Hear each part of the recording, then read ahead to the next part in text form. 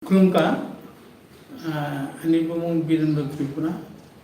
Naran Tripura toka ha khamtiti phabo tini taiwaisa press meet khainan nangha bishes klai chini titi risini okraro boronguna CEM deputy CEM among EM tai MDC ro bro press meet khamani bagai amodini press meet khainani ma phaka এবং নবজতনো নুখনা 15 তারিখ যে হজম বুজন উমানি যে और कैसा गौतना गोते थे मैंने अप्रत्याशित বা অনবিপ্রেত গতনা উনথমনি পরেব আং টক পর্যন্ত কাইসা সোশ্যাল মিডিয়া বা ব্যক্তিগত फेसबुक व्हाट्सएप कोनो कमेंट्स खाई गया जी एडिसनी उच्च आधिकारिक ब्रक सामन बागै मा आं टीटी एडिसनी बरंगना अक्रा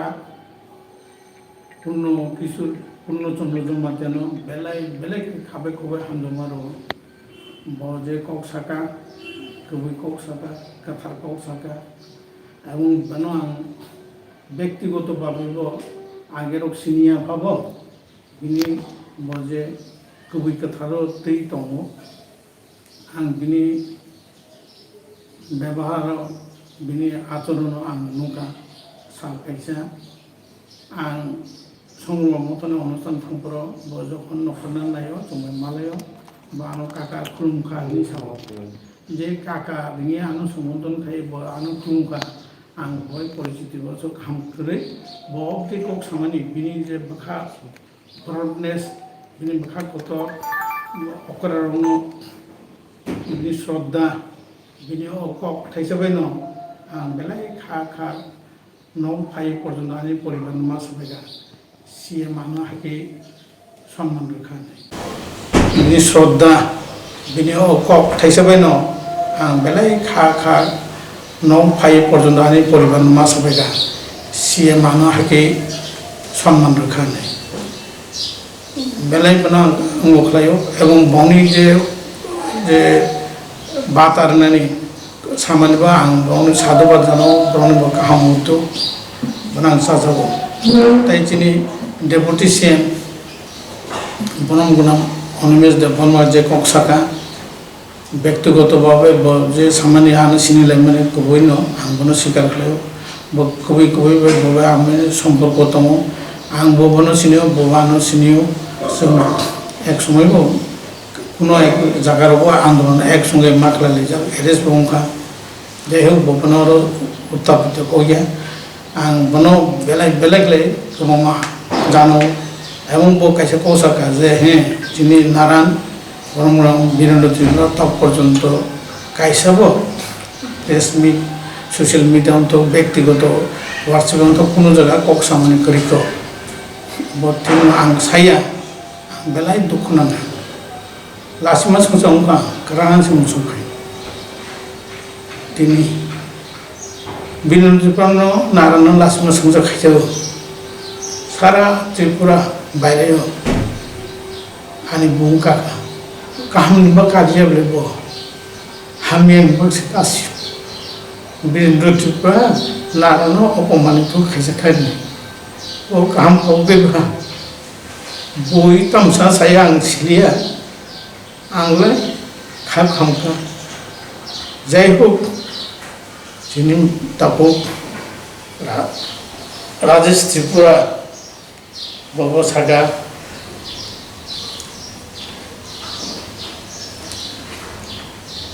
राजेश त्रिपुरा बसागा गाहामखौ बरं राजानि कौसागा ताई जिनि देबजित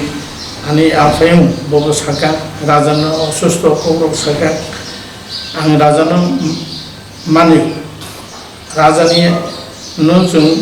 सम्मानिया बचिनि गर्व अहंकार से बचिनि राजा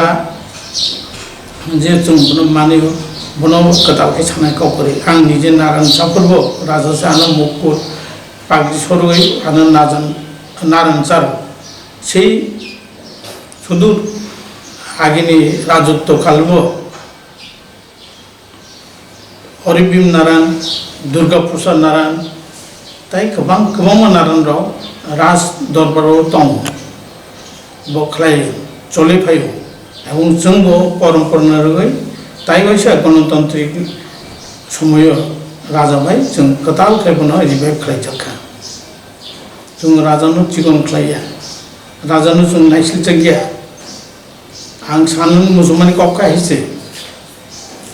जे ओदिनो हजम बोजनो जे घटना उंथांमानि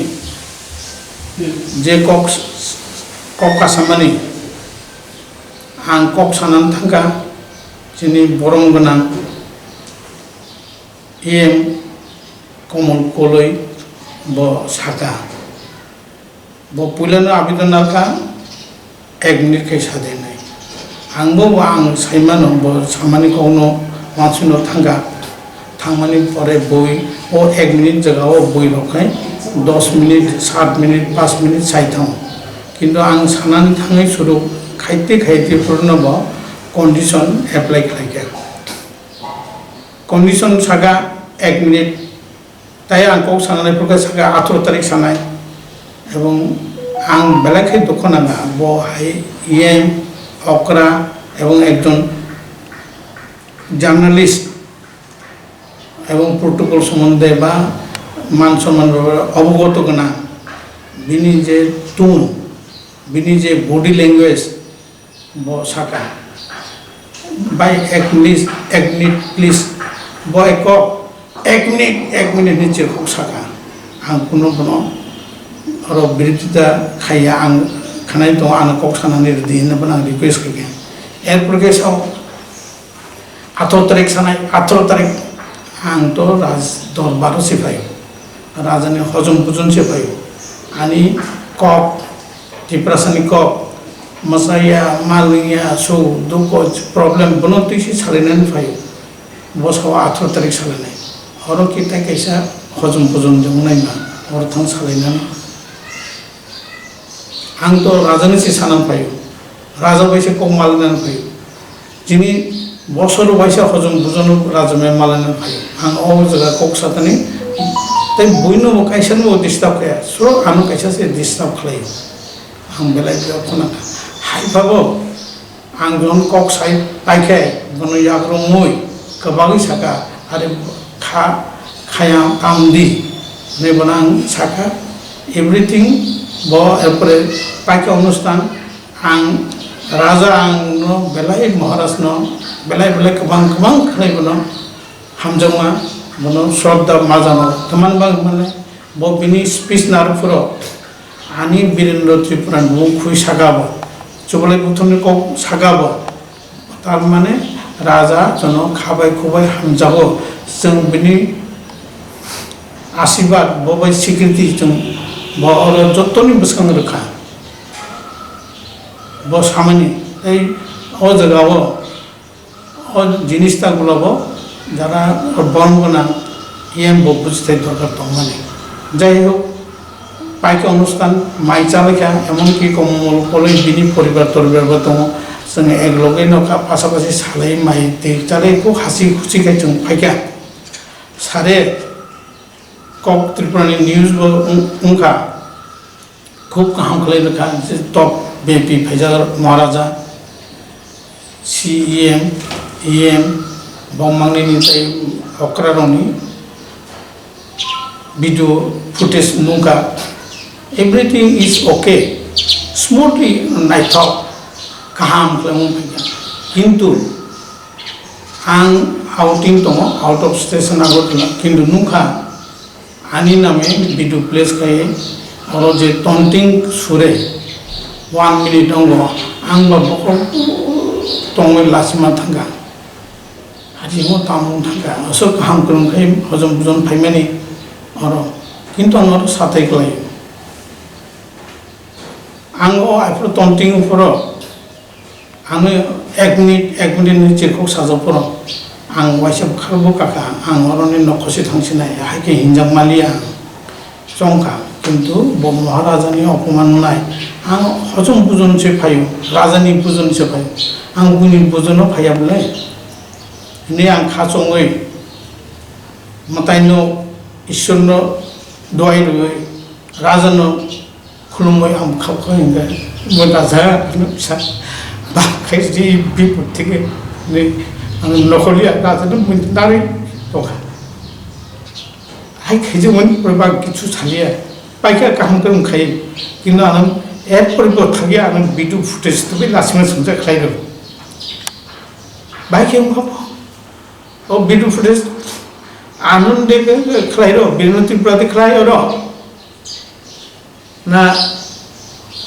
कमल कलि बरम गदां को दिखलाय ना बरम गदां कमल कलि न चाजिया बररो दिखलाय ओ भिडिअ फुटेज सबो खाया आनो बा कमल कलि बरम गदां न लाचिमा संजा खाय तिनि बुनि बुसका आं तिनि फेसबुक मा खायो आइखे तमन मा खाय आं तो कुनु प्रतिबाद लखया जे सामने आं माने फाय राजन हजम बुजन से फाय आं तमो रंनाय अरो आनो बाक्सबो कमेन्ट के आं राजनीति खायना थांबो आं अरो तमा राजनीति खायका तमा कक्सगा आं राजनीति को आं कुबै कथानो सानाय जों जितु एनजिओ खायो जों समाजपति र जिनि अरो कुनु बुटनि कुनु व्यापार करि जों ककबिनो सानाय किन्तु अ जगाबो आनो अबदस्त खाय आं लाचिमा मानो बाजार थांगि यां थांगि लग लग नायसो बिरतिफोरा नारान से हाय एखे हिंजाखा हयतो बाबानि चायबं गुना बयबो कमल कलिन फा गामपां गुना बा बिनि फा चायं गुना आनि फा गाम उंखना किन्तु এই যে জিনিসটা মানে आं न खाबाय खबाय लाचिमा होननाय वानसो आं मने खायो कमल कलि बाबु बतेखे लाचिमा उंखना होननाय आं अ जगाव अ उमन परे त्रिपुरा दफानि बर' रक जारा त्रिपुरानि सराय खनाय रक बनो नुई लासि जाखा बरक बनो जरालु भाबे प्रतिबाद खालायखा ब स्वतःस्फूर्त प्रतिबाद शुद्ध त्रिपुरा दफाया अन्य दफानि देवबर्मा महोत्सव जमाता दफानि अनेक जन एमनकि साংবাদিক मोकलनिबो खालायखा जेमन तो चालिया हागे बाइके हदा अकरा नारान न खालाय नै बुयो तो साबायखा जाय हो आं लाचिमा मानका बर गया जों त्रिपुरासा दफानि जों जतो थांजा जों त्रिपुरा दफा आं कमल कलैबाय बिन्दु त्रिपुरा वालेले आनि दफानो सकलुक तो माया हजगाव जों थांजा मातनाय आं कमल कलैबो सानामसो बरम गना कमल कलैनो बो ओ दिन प्रेस मिट बो तंखाय जाखामो आं थाइसा खाखसा आंखमा दंहि बरावबो जेखाने बिनि मूल अंग एडिशनल अथॉरिटी बरमगुना पूर्णचंद्र जमाते আছে যদি হাইয়ে আর পজিটিভ ওয়েতে কক্সাও ডেপুটি সিএম পজিটিভ ওয়ে কক্সাও EM honourable EM positive way কক্সাও एमडीसी बो पॉजिटिव वे कक्स जों कथा नाय बो कमल कलिबो एटलिस्ट पाय जाव मरंगा आं बो हयतो तामुई साजाका एकटा बड़ फाइन नुजागै जे भाबे एडिशनल अकररा पॉजिटिव वे कक्सका बो साइमा खाम बोले तामु खुजल तो आं ताबो बनो रिक्वेस्ट खायो कारण आनी समाजनि बरक बायबो आमु हिंजागो बोले तमु कक्सयाबा जों अर राजानि हामिया बिनि सरि हामिया आनि मखबाय त आनि सागरि से थांबाय खायो अब स्पीच बर कायसे कक्समनि आनि तावबो मित दं तमा सागाबो आं तिनि तो खाना करि खौ मानो को बिनि असुस्थ शारीरिक बाय बो स्पीच कमनि को बेलाय खाना खानि बय बायगेन उनियासे आं बो कक्समनि बो कक्सैसा सालांका जे आं तिनि तंगनो खाना करि पावमानो ओको बसाका ओ जगावो राजानि दायै जों बिनि हायानो नुइ दङ जों राजानि हामिया साया बिनि लगे दं आं बुझाम Paika Raja Baibu Malay Saka Maharaj Nungmeksa Malay Basau Biren Ani operation Paigana and operation Paikin Nungbai Pai Nanaring Nahanai Hokok Sau and Radani or Kuno Radani Chan Hamia Sananaya Ansulu Ani Komo Kuliba Ani Wano Kakahini Sumudon Trading Bini Boronesto Evon and Simon Bonavani request at least social media अथवा press meet के दूसरा को नो साथ हैं चिन्मंदिर जाओ money और उन्होंने parties नहीं आंग वो जाओ मनी अंतिनी साना निम्ने बिन बा press meet खायो किंतु और जगह वो आंगो नुका किशु बरोरा कसामाजी हाबोई आए राजा नो कोटो उन्नो कोटो हाइके सामानी बहुत चिनी कमल कोले बरंगनानि बाय आनि मध्य जे सम्पर्क बा कक्सलामेल बनो बय सुजुग नाहार दं आं बिन बागै बनबो आं साजे गया आं बते उमुरनानि मुजु गया आं लास्टले बनो सानाय जे बरर आनि बागै आनो अपमानित नुजागै जे बरर स्वतःस्फूर्त भावे kok tisaka orang tisaka wonang belai khabai ko hamjamaru karon brok tin jini muti khaya klai tini additional authority okoraro ai press meet khaigla kham bo nongni bagai mo no hamjaman ma no khabai khubai kamang khai khromaru no age ani logai besaman bagai ebong ang tai sanamuchu je बरंगना कमल कलेबो नंगो press meet माध्यमे सिनि दुजनर मते जा कतना गते थांगा जा उमुं थांगा बनो बखातिया जों तिनिसमी दारे बहुत स्टप नायते आनि तारा सुबाकांखि आनु नायखनाय नखनाय आना हामजानाय ताकोरो बुकोरो त्रिपुरा फुटानि बरंबां कोयो जों हराव थानचानि कक्सा महाराज जों दफाना कथां खाय दिशा डेभलपमेन्ट कक्साव हो बनो नायखोय जिनि जे करक सालायमानि जों बनो थांनायनि दरकार कारण आं व्यक्तिगतनि कक आं बिनति व्यक्तिगतनि साथ कक्साया हयतो कमल कलेबो व्यक्तिगतनि कक साना नाया जों अ जगाव बयबाय राजनीतिनि तामनाय फुटबल उनानि मुसु जायगा न जतनो आनि कयमु जत्तो जिनि आनि ताकुरो बुकुरो एडिसी गभर्नमेंट न बरंना बहुत साव जाते निजेर मध्य भूल बुझा बुझी ताऊ तो जिनि त्रिपुरा दफानि जे तंनाय समाज बां कोयो एवं बरंना कमल कलिन बां कोयो जे निनि सामु हिमु जे এটা প্রটোকল মানে নং একজন এম পিতই নং যে বতি হেগা করক সামানো তার সাথে আং ওয়ানা জায়গা একটা ডাইরেক্ট টেলিকাস্ট চলে দাও ভিডিও রেকর্ডিং মতো ও জায়গা বল আগে টন্টিং সামানে বো তো আনো সামান গলে পুরা বড় মুই থানে দাবো আর নিন্দিতে চাইয়া না আনি চাইয়া দুনিয়ানি ত্রিপুরানি বড় সাইন মাছ নেই কোনো কারণ কাইসা না কাইসা আগে খাইতে দরকারিয়া এবং आं ताइकन सानमो लाची आं 18 तारिख अनुष्ठान थांसे मालिया बुइनेमले मो बिरेन त्रिपुरा नारान हाके कुटुब जंनाय आं लाची आरो 18 तारिख आं बखा थांनो मुचो आं थांग लाची थांरलिया हाइबाबो एडिसनि जे ब्रगनि जे उद्योग नामानि जे दफरावनो जे अनादेम माने बना हामजाओ वा एकटा सुबुकास आं बनो साधुबातो आं बनो बेलाय बेलाय हामजामा आं बे बेसे कौशल्या शुद्ध लास्टली असनो सानाय जे कमल बरंगना कमल कलेबो ऐसा प्लेसमेंट माध्यमे अबनो एटलिस्ट पॉजिटिव वेते जाते जों आर को बायते आनि बररको साजे बोले तम खुजर दंबा प्लेसमेंट बो फाके कौसे पाइखाम बोले कौसापे आरं सागो बना आं खाबे कोइ क्रमै साव न एटलिस्ट बनो मथांनानि गलाय नों नखरि फाय एकटा प्लेसमेंट बा निनि सोशल मीडिया माध्यम हेबा नों एकटा पॉजिटिव वे कौसाय बनो मिटिगेट खाइदिने आं नों खाबे कोइ कोबाव आं ताइ असो कौसालिया जारा प्रेस मीडिया फने आनि तापर बुकुर